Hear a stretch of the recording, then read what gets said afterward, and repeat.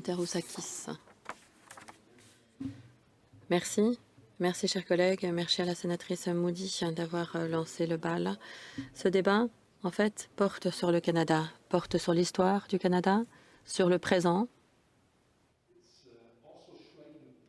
Ce qui me frappe, c'est que la nature humaine a fait des choses merveilleuses. Nous avons des accomplissements technologiques, nous avons un niveau de vie sans précédent, et pourtant, on a beaucoup de mal à comprendre qu'il faut se comporter de façon décente envers les autres, qu'on ne doit pas avoir peur de la différence, qu'on doit en tirer profit, tirer des leçons. Je pense toujours que le Canada est le pays le plus extraordinaire au monde. Mes parents sont arrivés ici dans les années 50. À mon avis, le Canada est le pays qui a donné toutes ces occasions à tant de monde. Nous sommes tous arrivés ici avec les mêmes rêves, avec les mêmes aspirations. Beaucoup d'entre nous sont des immigrants ou bien sont des générations qui sont venues après, nos ancêtres, qui fuyaient la guerre, fuyaient l'oppression. Peut apporter, si on était francophone, anglophone, c'est ça l'histoire du Canada.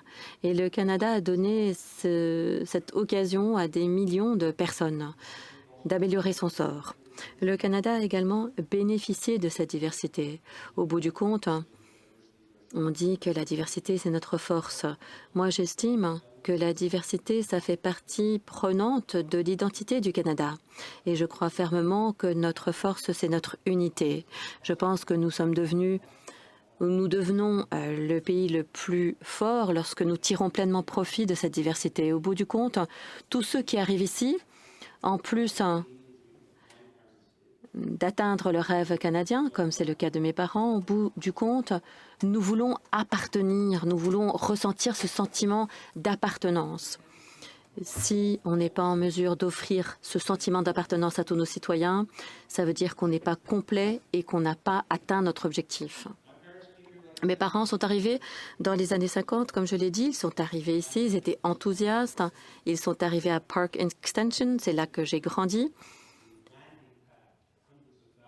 Il y a des centaines de milliers d'immigrants qui sont passés par là. Le sénateur Monson connaît sans doute très bien Park Extension. C'est un endroit qui a accueilli des Irlandais, des Juifs, des Noirs, les Grecs, les Arméniens, des Italiens, des Asiatiques. Nous sommes tous passés par là, en tout cas ceux d'entre nous qui sont passés par là. Nous coexistions à l'époque de façon pacifique et en harmonie. Nous avons les mêmes expériences, peu importe la couleur de notre peau, peu importe si on allait à l'église catholique ou à la synagogue.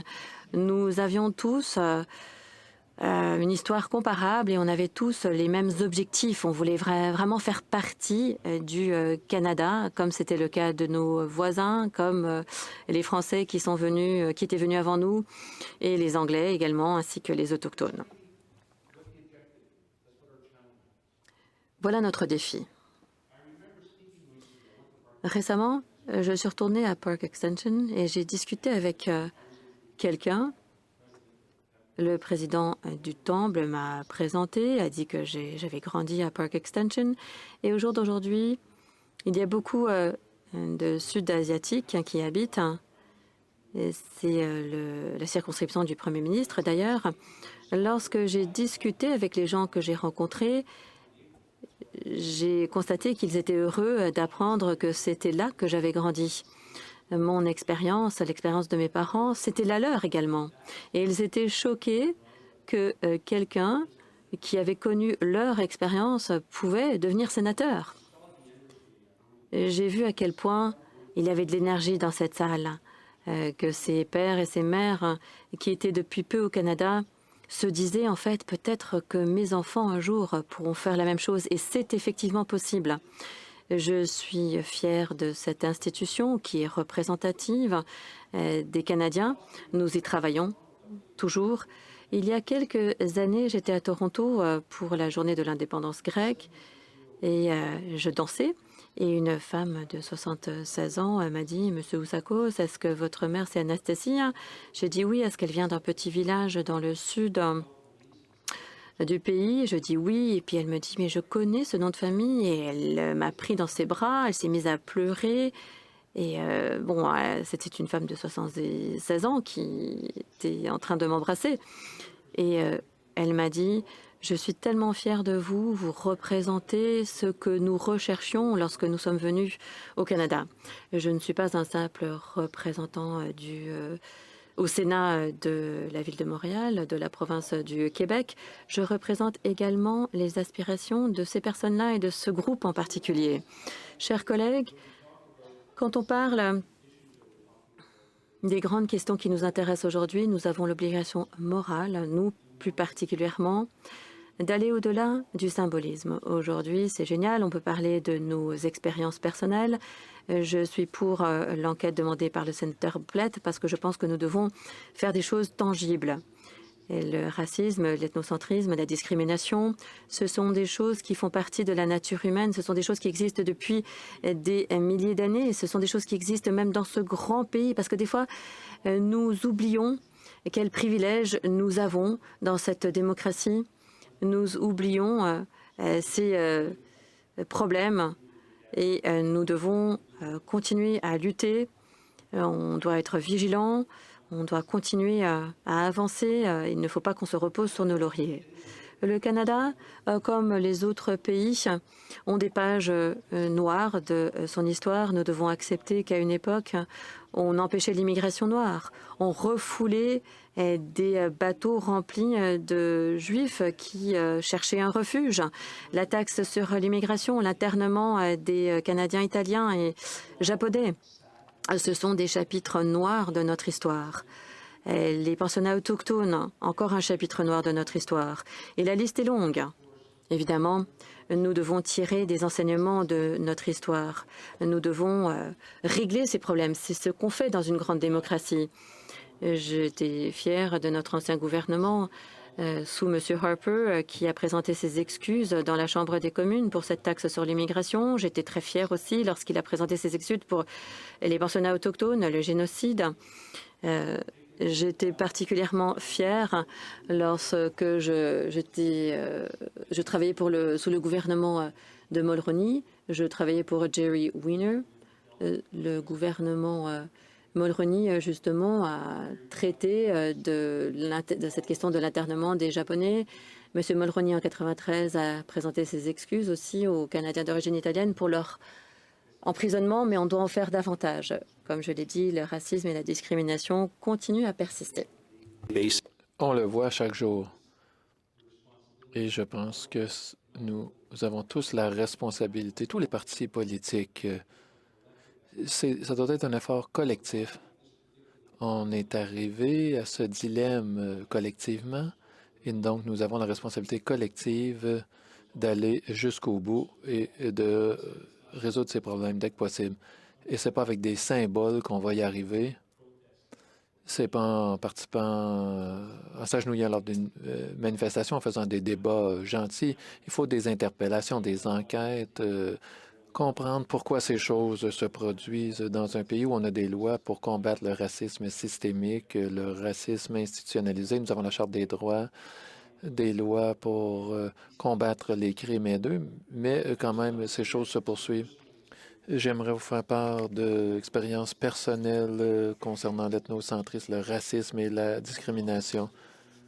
Ma mère, qui est arrivée en 1956, une jeune femme, embarque dans un autobus un jour à Montréal. Elle est avec son amie, elle s'en va au travail. Elle travaille dans l'industrie du vêtement à Montréal. Elle travaille très fort. Alors, elle embarque dans l'autobus et le chauffeur d'autobus, elle est en train de parler avec son ami. Et le chauffeur d'autobus se retourne et dit, « Et toi, parle français ici au... » Et si vous n'êtes pas capable de parler en français, retourne chez vous. Et ça, c'est une des expériences qu'elle a vécues. Et au bout du compte, ça l'a marqué pendant longtemps parce que pour elle, elle était chez elle. Elle a souvent raconté cette histoire, comment elle s'est sentie ce jour-là. Alors ça, c'est vraiment une expérience d'ethnocentrisme. Je me souviens d'une expérience quelques années plus tard avec mon père. J'avais 5, 6 ans, c'était temps d'aller à l'école. Mon père est arrivé en 1959, comprenait l'importance. Bon, quand on est à Rome, on fait comme les Romains, alors il faut apprendre le français au Québec. Il était très fier. Alors, il m'amène pour m'inscrire à l'école locale française et regarde mon certificat de naissance. Il dit, oh, désolé, vous ne pouvez pas inscrire votre enfant ici. Mais pourquoi? Parce que vous êtes grec et orthodoxe. Et à ce moment-là, on ne pouvait pas s'inscrire à une commission scolaire catholique à Montréal, qui était le seul endroit où on pouvait aller à l'école en français. Alors, bon, il a dû trouver une alternative. J'ai quand même réussi à apprendre le français. Mais ce jour-là, mon père sentit la discrimination. Bon, parce que je suis d'une autre tendance chrétienne, je ne peux pas inscrire mon enfant ici. Une autre expérience qui m'a marqué et qui est liée au racisme, c'est un peu plus laid, beaucoup plus laid que la discrimination ou l'ethnocentrisme. Et c'est une histoire que je n'ai jamais partagée. C'est très douloureux. Je suis allé à l'école avec un bon ami à moi qui s'appelait Anthony. On a passé beaucoup d'années ensemble. Une des meilleures personnes que j'ai jamais rencontrées. Jamais méchant. On a joué ensemble, on a vécu ensemble, on a passé plein de temps ensemble. Et je suis allé à l'école secondaire de Chamédé. Il y avait des Grecs, des Juifs, des Noirs, des Hindous. Bon. Anthony était noir. Moi, j'étais orthodoxe grec. Alors, on avait des expériences différentes, on venait d'un contexte différent. Nos parents sont arrivés avec les mêmes rêves. On avait les mêmes rêves. Je suis allé à l'université et un jour, j'ouvre les journaux et Anthony avait été arrêté par des policiers. C'était à l'automne 1997. Il s'était engueulé avec un chauffeur de taxi pour une course de 25 $. Alors, ils l'ont amené, menotté à la station de police. Bon, il avait connu un peu de difficultés lorsqu'il était jeune, mais c'était rien de grave. Et je peux vous dire, dans ce cas, les policiers l'ont arrêté, ils l'ont amené à la station de police. Il avait 19 ans, il était terrifié. Il s'est sauvé. Un agent de police est sorti, lui a demandé de s'arrêter. Il se retourne, il s'arrête. Et le policier lui a tiré une balle dans la tête. Il n'était pas armé, il avait 19 ans, il était menotté. Et c'est tout ça à cause d'une altercation pour course de taxi de 25 $. Le policier l'a tiré même s'il s'était arrêté. Anthony Griffin, voilà son nom. Certains d'entre vous s'en souviennent peut-être. Alors moi, je me dis, quand je pense à ça, qu'est-ce qu'Anthony a fait pour mériter ça? Sérieusement? Cet agent de police est allé devant les tribunaux. Il a été acquitté 2 fois parce qu'il a dit que c'était une erreur, que le coup est parti par erreur. Alors moi, je me disais à ce moment-là, est-ce que c'était une erreur que vous avez sorti le pistolet de son étui, que vous l'avez pointé vers sa tête? Alors, s'il n'était pas raciste, il était au moins incompétent. Mesdames et messieurs, au bout du compte, on a vu trop, mais encore maintenant, 35 ans plus tard, trop d'histoires comme ça, d'Autochtones au pays qui se font arrêter par des policiers et qui sont morts et qui n'étaient pas armés. Alors, soit il y a des problèmes graves avec les policiers, ils sont incompétents, ils ne sont pas bien formés, et il y a peut-être une culture qui mène à un mauvais comportement systémique, ou c'est encore pire que ça. Alors, je pense qu'à un moment donné, il faudra que ça arrête. Et je suis d'accord avec la sénatrice Dick. On a une commissaire à la police qui avait dit qu'elle allait apporter des changements importants et 2 ans plus tard, on est de retour à la case départ. Alors, nous avons tous les expériences qui nous ont façonnés et je pourrais continuer longtemps, mais je sais que le temps est limité et beaucoup de gens veulent participer au débat. Alors, tout ce que je vais dire, c'est ce qui suit. Nous, ici, nous avons l'obligation de présenter des interpellations concrètes pour voir quels sont les problèmes institutionnels, pour voir une question de force policière, une question des systèmes qui sont en place pour régler les problèmes. Parce que tant qu'on n'aura pas trouvé la façon pour que tous les Canadiens sentent qu'ils font partie du rêve canadien, notre société ne connaîtra pas le succès. Tant qu'il y a des gens qui se sentent exclus, qui ne se sentent pas comme faisant partie de la société, nous n'atteindrons pas tout le potentiel de notre pays. Et je crois que nous devons continuer d'y travailler. Merci.